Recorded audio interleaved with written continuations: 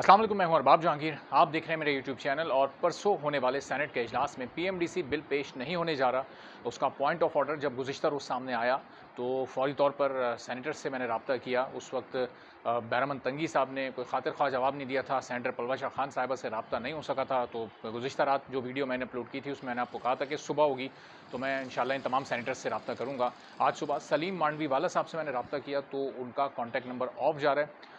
लेकिन जब उसके बाद बैरामन तंगी साहब से बात हुई तो अभी थोड़ी मुख्तसर उनसे बातचीत हुई। इस वीडियो को रिकॉर्ड करने से पहले उसकी तफसील मैं आपके सामने रखता हूँ। उसमें शायद उम्मीद की एक छोटी सी किरण तो मौजूद है, लेकिन ओवरऑल इस वक्त हालात बहुत सख्त और टफ नज़र आ रहे हैं। अच्छा, ये जो पीएमडीसी का बिल है 8 जून को ये इस हुकूमत ने, इत्तेहादी हुकूमत ने कौमी असम्बली से पास करवाया था और उसके बाद फिर ये सेनेट की स्टैंडिंग कमेटी के पास चला गया था। 26 अगस्त को ये वहाँ से भी पास हो गया। तो इन दोनों प्लेटफॉर्म से पास होने के बाद ये लग रहा था कि अब जो भी सेनेट का अगला इजलास होगा या जॉइंट सेशन की जो गुज़िश्ता डेट थी उस पर ये बहुत आसानी के साथ अप्रूव मंजूर हो जाएगा और उसके बाद पीएमसी ख़त्म हो जाएगी और पीएमडीसी बहाल हो जाएगी। तो बहुत सारी चीज़ें तब्दील हो जाएंगी, लेकिन ऐसा हुआ नहीं। अब ऐसा इसलिए नहीं हुआ चूँकि बहुत सारे मामलात पर सियासी इख्तिलाफ़ात होते हैं और कोई एक चीज़ पर मान रहा होता है, कोई नहीं मान रहा होता। लेकिन बहरहाल इन दो जगहों से तो ये पास हुआ है, तो इसका मतलब कि ये हुकूमत इसको पास करवाना चाहती थी। अब ये इस सेनेट के इजलास का हिस्सा क्यों नहीं है और क्या आगे ये पास होगा या नहीं होगा, इस हवाले से थोड़ी मैं आपको वजाहत कर देता हूँ। बैरामन तंगी साहब से जो मेरी बातचीत हुई है उसमें उन्होंने कहा कि ये जो सेनेट का इजलास होता है वो 26 तारीख से शुरू ज़रूर हो रहा है, लेकिन वो सिर्फ 26 तारीख तक ही महदूद नहीं है।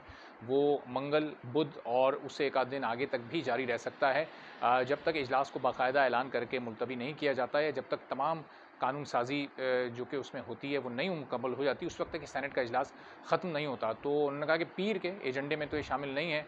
ओवरऑल जो इस वक्त ऑर्डर ऑफ द डे आया उसमें भी ये शामिल नहीं है, लेकिन हो सकता है कि आगे ये मंगल को या बुध के रोज़ इसको लेकर आया जाए और इससे मुताल्लिक सेनेट के इजलास में बात हो। उनकी बातचीत से मुझे लग रहा है कि इसका जो परसेंटेज है, जो इसका इम्कान है वो बहुत कम है और शायद ना होने के बराबर है। लेकिन चलें, अगर ऐसा हो जाता है बाई चांस और वाकई ये पास हो जाता है तो ये सिर्फ खुशकिस्मती होगी तमाम स्टूडेंट्स की। लेकिन उन्होंने कहा कि परेशान, इब्तिदा में उन्होंने जो रद्द-ए-अमल दिया वो एक बड़ा अजीब सा था। उन्होंने कहा कि इसमें परेशान होने की क्या ज़रूरत है। जब मैंने थोड़ा सा उनको कुरेदा के देखें, आपके जो पिछले बयानात हैं, आपने कहा था मैं तो स्टूडेंट्स का साथ दूंगा और मैं इस पीएमसी को कोई ज़्यादती या कोई गलत काम नहीं करने दूंगा, किसी स्टूडेंट के साथ नाइंसाफ़ी नहीं करने दूंगा। तो फिर आहिस्ता आहिस्ता उन्होंने ये चीज़ें बताई हैं। अब या तो ये उन्होंने सिर्फ बात बनाई है या वाकई ऐसा हो सकता है कि मंगल या बुध को ये सेनेट के एजेंडे का हिस्सा बन सकता है। अब ये तो उन दिनों में ही पता चलेगा।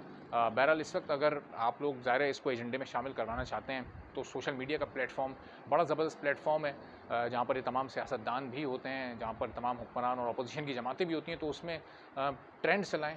2 साल पहले जब 2020 में स्टूडेंट्स के साथ और एमडी कैट के जो भी उम्मीदवार थे उनके साथ जब नाइंसाफ़ी हुई थी, उन्होंने बड़ा ज़बरदस्त ट्रेंड चलाया था और कई ट्रेंड चलाए थे और वो कई दिन तक जारी रहे थे। ये ज़ाहिर है मुश्किल होता है, इसके लिए टाइम निकालना पड़ता है, लेकिन आप अपनी स्टडी भी साथ साथ करते रहें और अगर पीएमडीसी की बहाली चाहते हैं तो फिर सोशल मीडिया पर आवाज़ उठानी पड़ेगी।